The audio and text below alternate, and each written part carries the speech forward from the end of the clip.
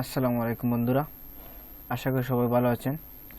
গত পর্বে আমরা আলোচনা করেছিলাম file menu, edit menu, object menu, type menu, দুইটি ভিডিওর মধ্যে এইটা 4টি মেনু আলোচনা করেছি। আজকে ওই 4টি select, effect, view, window, help menu, এই 5টি মেনু সম্পর্কে আলোচনা করে ভিডিওটি শেষ করে দেব।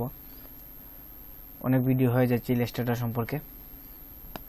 গত ভিডিওতে আলোচনা করার কথা ছিল সিলেক্ট মেনু, কিন্তু সিলেক্ট মেনু আলোচনা করিনি কারণ ভিডিওটি অনেক লম্বা হয়ে গেছে। আজকে সিলেক্ট মেনু সম্পর্কে আলোচনা করব।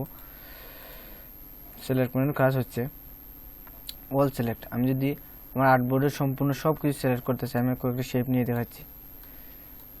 একটি শেপ নিলাম, একটি শেপ, এগুলো কালার পরিবর্তন করে দিই। ওকে, ভিডিওগুলো এমনিতেই লম্বা হয়ে যায়। আমি চাই ছোটো করতে, ভিডিও লম্বা হয়ে যায়। কিছু করার নেই, বুঝতে হলে কিছু কষ্ট করতে হবে। কষ্ট ছাড়া মিষ্টি মিলে না। ওকে,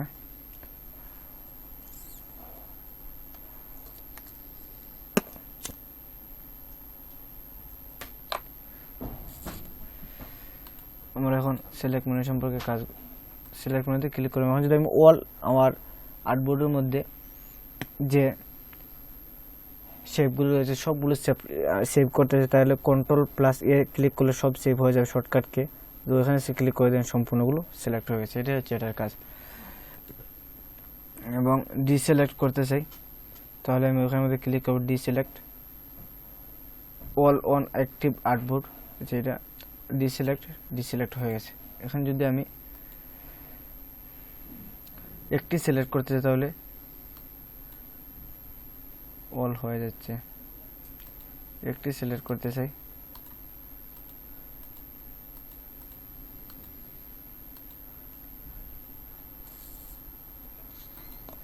আমরা ওখান থেকে একটি সিলেক্ট করতে পারি। সিলেকশন টুলে ক্লিক করে ওখানে একটি ক্লিক করলে একটি সিলেক্ট হবে, ওখানে একটি ক্লিক করলে একটি সিলেক্ট হবে।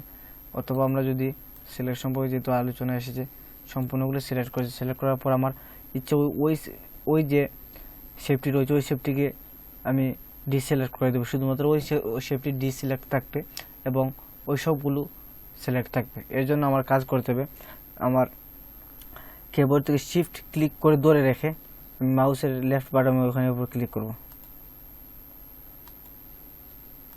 ওই ধরেন এটা ডিসিলেক্ট হয়ে গেছে, যদি আমি ওইটাকেও ডিসিলেক্ট করতে চাই তাহলে শিফট ধরে ওইটা ক্লিক করে ডিসিলেক্ট হয়েছে। ওই দুইটি উপরেরটি এবং নিচেরটি সিলেক্ট হয়েছে। এবং যদি আমি কোনো কালার দিই তাহলে দেখবেন ওই দুইটির মধ্যে কালার হয়ে যাচ্ছে। ওই দেখেন ওই দুইটির মধ্যে কালার হচ্ছে, অন্য কিছু হচ্ছে না। ওই দুইটির মধ্যে কাজ করতে পারবো। ওকে, বুঝতে পেরেছেন? এটা হচ্ছে অত্যন্ত গুরুত্বপূর্ণ একটি কাজ। প্রায় সময় এই কাজ ব্যবহার হয়।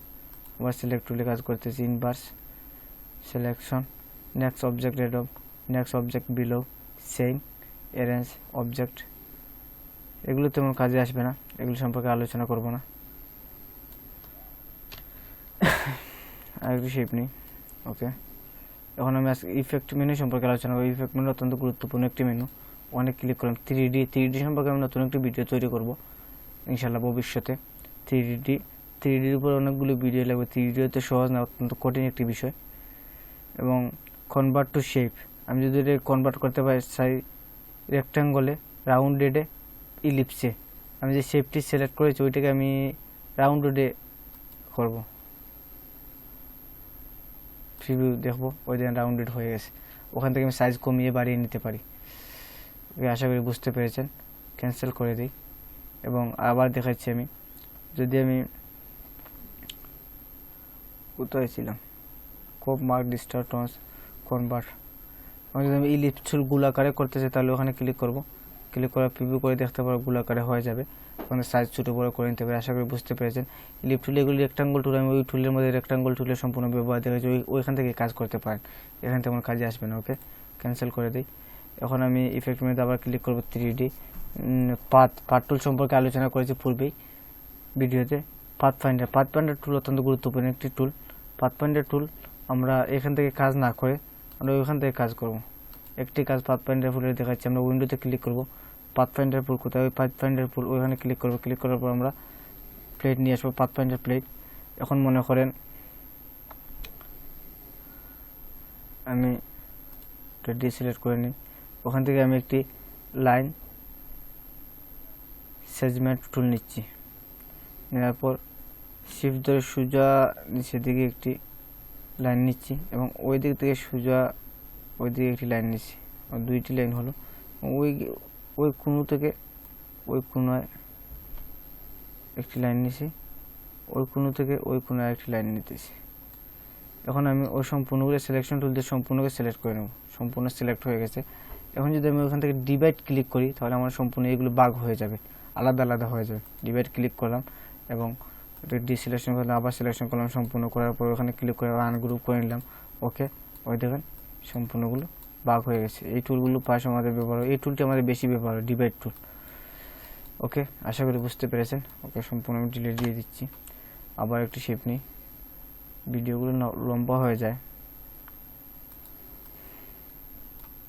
ওকে, এটার কাজ যতটুকুই থাক।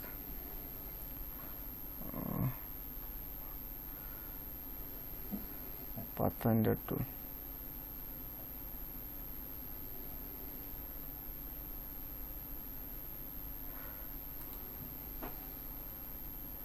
পাথফাইন্ডার টুল।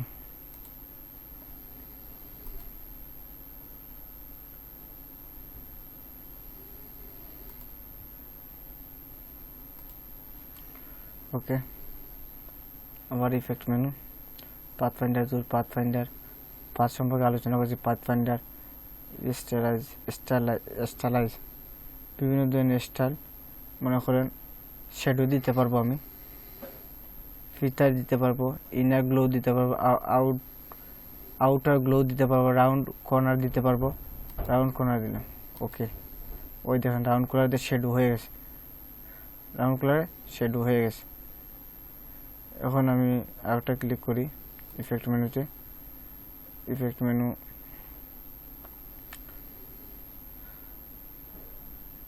ড্রপ শ্যাডো, আরেকটা শ্যাডো দিয়ে নিই।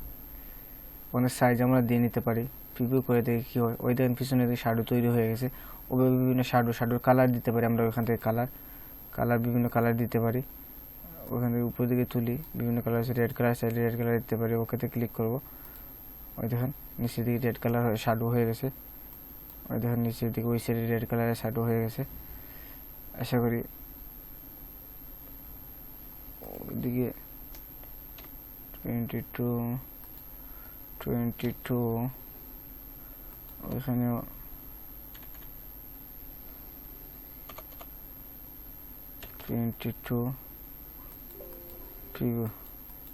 ওইভাবে সাইজ আমরা কমিয়ে বাড়িয়ে নিতে পারি। যদি ডার্ক দিতে সম্পূর্ণ ডার্ক, ওখানে ক্লিক করব, ডার্ক নিতে ওইখান থেকে কালার আমরা সিলেক্ট করে নিতে পারি। ওকে, আশা করি বুঝতে পেরেছেন। ওখানে ক্লিক করার পর ওইভাবে তৈরি হয়ে যাবে, শ্যাডো তৈরি হয়ে গেছে। আশা করি বুঝতে পেরেছেন। এখন আমি কন্ট্রোল জেড আনডু চলে যাব, আবার আমি ওখানে কাজ করবো, ইফেক্ট মেনুতে চলে যাব। আর কিছু ইম্পর্টেন্ট মেনু রয়েছে, ইফেক্ট মেনুর কাজ দেখানোর জন্য একটি ডিলিট। আমি টুলবারে এই সম্পর্কে ওয়ার্প সম্পর্কে আলোচনা করেছি, আমি এখন আলোচনা করব কিছুটা। টুলবার জানলে এইগুলো বুঝতে পারবেন।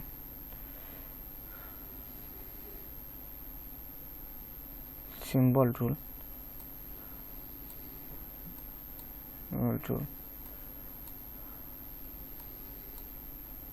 ওই যে ওয়ার্প টুল সম্পর্কে যখন আলোচনা করেছি আমি সম্পূর্ণ ওই সম্পর্কে আলোচনা করেছি, কিভাবে ওয়ার্প করতে হয়। আবার দেখিয়ে দিচ্ছি আমি।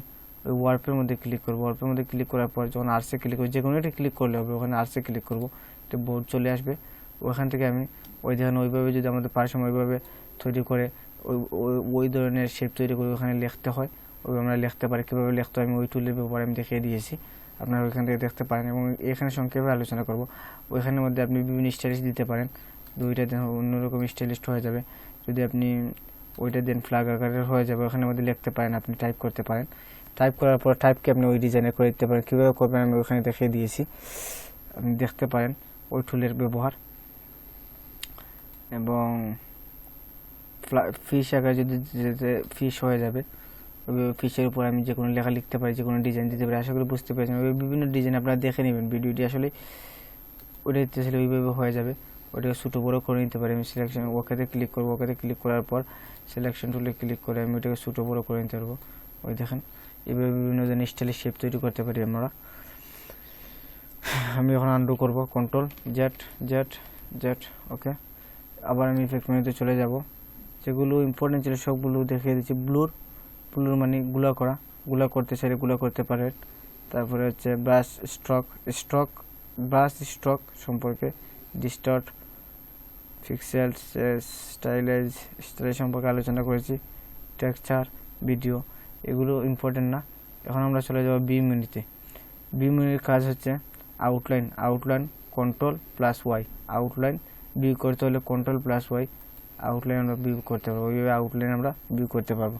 আনডু করে নিচ্ছি।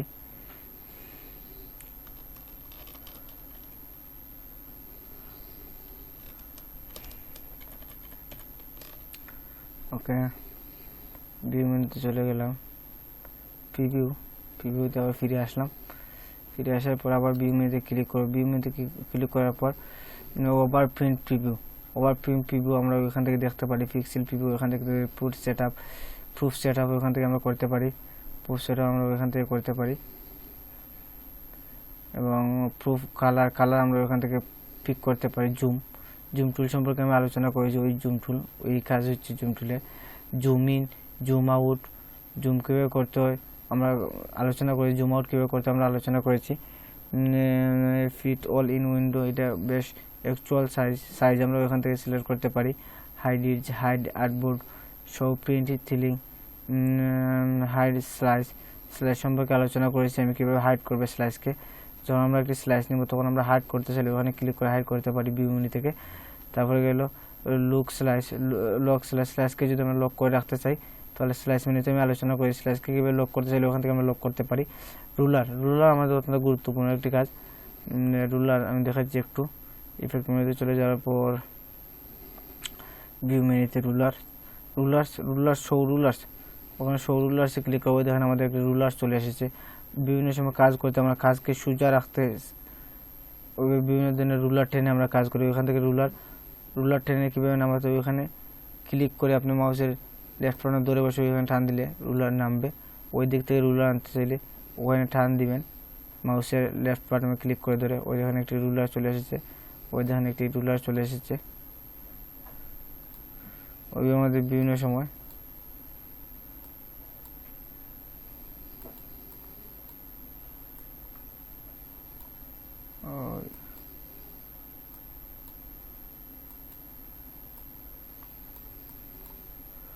ওখানে আমরা রুলার নামাইতে পারি। রুলারকে ডিলিট দিতে পারি আমরা ওখান থেকে। কন্ট্রোল জেড সম্পূর্ণগুলো আনডু করে নিচ্ছি। শিফট কন্ট্রোল চেপে আবার রেডু করছি। ওকে, আমি এখন এই রুলারকে সরিয়ে দেব। ভিউ মেনুতে চলে যাব। যার পর আমি হাইড রুলার্স। ওকে, রুলারে আমাদের বিভিন্ন সময় কাজ করতে ওখান থেকে আমরা রুলার নিয়ে আসবো। রুলার্স, তারপরে hide bounding box, show, hide text threads, hide gradient, live paint, গাইডসের প্রয়োজন হয়। Hide guide, lock guide, make guide করতে হলে মেক করতে পারেন। আশা করি এ সম্পর্কে তেমন আলোচনা করা লাগবে না। হাইড গাইড,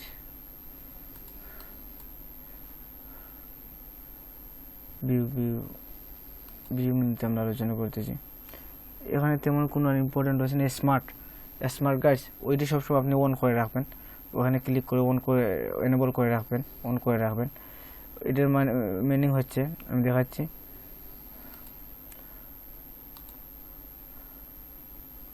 ওই দেখেন যখন আমি আমার মাউসটি রাখছি ওই বরাবর সোজা হচ্ছে কিনা, তখন ওখানে একটি দাগ চলে এসেছে।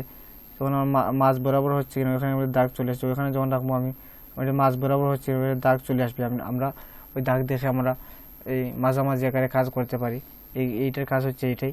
ওই দিকে যদি রাখি তাহলে ওইটা মাছ হচ্ছে কিনা, ওইটার মাঝখানে হচ্ছে কিনা, অথবা ওইখানে রাখার পর ওই ধরুন ওইটা মাছ ওই সোজা আছে কিনা এটা নির্দেশ করে। আশা করি বুঝতে পারবেন। ওইটাকে আপনারা স্মার্ট গাইডস দিয়ে রাখবেন। Show guide, snap point, new view, edit views, এগুলো ইম্পর্টেন্ট না। এখন আমরা উইন্ডো অত্যন্ত ইম্পর্টেন্ট একটি মেনু নিয়ে কাজ করব। আমাদের ওখানে যতগুলো টুলবার রয়েছে সম্পূর্ণ টুলবার আমরা ওইখানে যতগুলো প্লেট রয়েছে সম্পূর্ণ প্লেট আমরা ওই উইন্ডো থেকে নিয়ে আসবো যে যখন যেটার প্রয়োজন হবে। মনে করেন আমাদের কন্ট্রোল প্যানেলের প্রয়োজন, টুলস প্রয়োজন, ওই দুইটি আলাদা বিষয়। কন্ট্রোল টুলস হচ্ছে আমাদের ওইগুলো, টুলসকে যদি শো করে রাখতে চাই তাহলে আমরা টুলসের উপর ক্লিক করবো, আর যদি শো করাতে না চাই তাহলে টুলস চলে গেছে, এবার টুলসে আমার টুলস চলে আসবে। ওই যে আমাদের সাব মেনু রয়েছে ওইদিকে বিভিন্ন সাব মেনু, ওই যে স্ট্রোক, কালার, ওইগুলো ট্রান্সফর্ম দেখাচ্ছে আপনাদেরকে, অপাসিটি, স্টাইল, এগুলোকে যদি আমরা লুকিয়ে রাখতে চাই, হাইড করে রাখতে চাই তাহলে আমরা কন্ট্রোলে ক্লিক করবো, দেখেন হাইড হয়ে গেছে। আবার যদি ফিরিয়ে আনতে চাই প্রায় সময় আমাদের এগুলো চলে যায়, তাহলে আমরা আনতে উইন্ডো থেকে কন্ট্রোলে ক্লিক করবো, চলে আসবে। উইন্ডো থেকে টুলসে ক্লিক করব, ওগুলো চলে আসবে। আর এগুলো হচ্ছে প্লেট, নিচে যেগুলো রয়েছে এগুলো সম্পূর্ণ প্লেট। আমাদের এলাইন প্লেটের প্রয়োজনে ওখানে ক্লিক করার পর দিকে এলাইন চলে এসেছে। এলাইনের কাজ হচ্ছে কি, এলাইনের কাজ আমি দেখাচ্ছি আপনাদেরকে। ওকে, ওই দিক থেকে নিচ্ছি, ওই দিক থেকে নিচ্ছি। ওকে, এখন আমার ওই দুইটি শেপকে ওই সোজাসুজি করবো, এর জন্য আমি ওইখানের মধ্যে ক্লিক করব। দেখেন হরিজেন্টাল এলাইন লেফটের দিকে চলে যাবে, ঠিক আছে। এখন আমি চাচ্ছি যে মিডিল বরাবর করব, মিডিল বরাবর হয়ে গেছে। আমি চাচ্ছি ওই দিকে নিয়ে আসবো, ওই দিকে ক্লিক করবো, ওই দিকে চলে আসবে, ঠিক আছে। আমি চাচ্ছি এখন ওগুলোকে সিলেক্ট করব, সিলেক্ট করার পর একটি নিচে নামিয়ে দিই, একটু উপরে তুলে দিই বোঝার জন্য।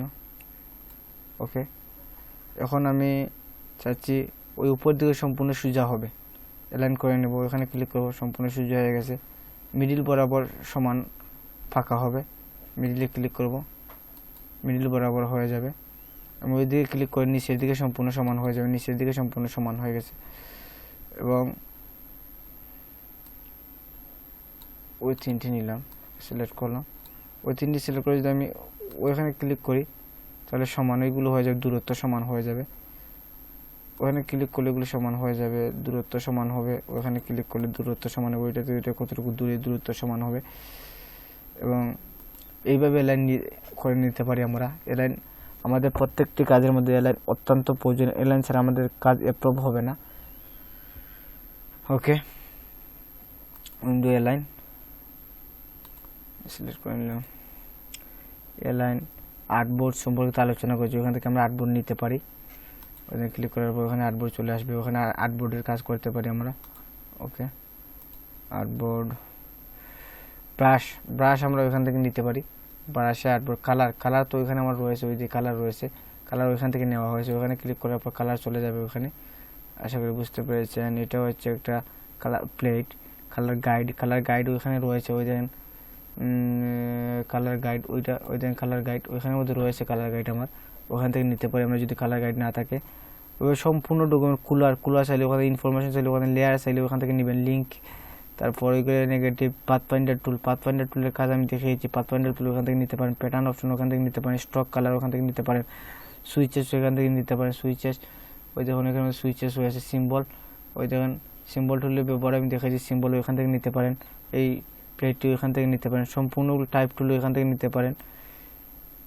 সবগুলো হচ্ছে প্লেট, ওইগুলো এখান থেকে নিয়ে আমরা কাজ করব। আশা করি বুঝতে পেরেছি। আমরা হেল্প আমরা ইন্টারনেট কানেকশন দিয়ে কোনো সমস্যার সম্মুখীন হলে এই অ্যাপ দিয়ে হেল্প নিব। আমরা এইখান থেকে হেল্প নিতে পারবো না আপাতত অবস্থায়, কারণ এই যে আমরা সফটওয়্যারটি ব্যবহার করতেছি, এগুলো আমরা ফ্রি ব্যবহার করতেছি, এগুলো আমরা ক্রয় করে ব্যবহার করতেছি না। এর জন্য আমরা যদি ইন্টারনেট কানেকশন দিয়ে হেল্প চাই তাহলে ওরা জানতে চাইবে আমরা এগুলো কীভাবে ব্যবহার করতেছি। আমরা যেগুলো চুরি করে ব্যবহার করতেছি, আসলে লুকায়িতভাবে ব্যবহার করতেছি, আসলে ওরা জানে না। এর জন্য হেল্পের প্রয়োজন নেই।